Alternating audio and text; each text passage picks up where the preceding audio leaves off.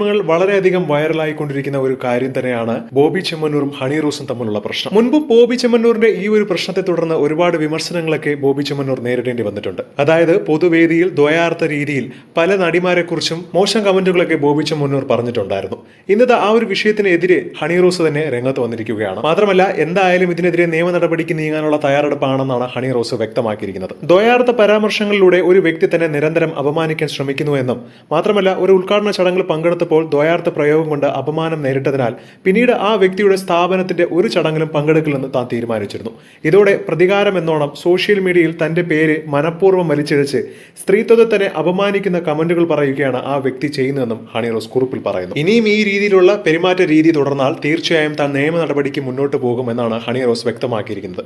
പേര് പറഞ്ഞില്ലെങ്കിലും പലർക്കും അത് മനസ്സിലായി ബോബി ചെമ്മണ്ണൂറിനെ വെച്ച് തന്നെയാണെന്ന്.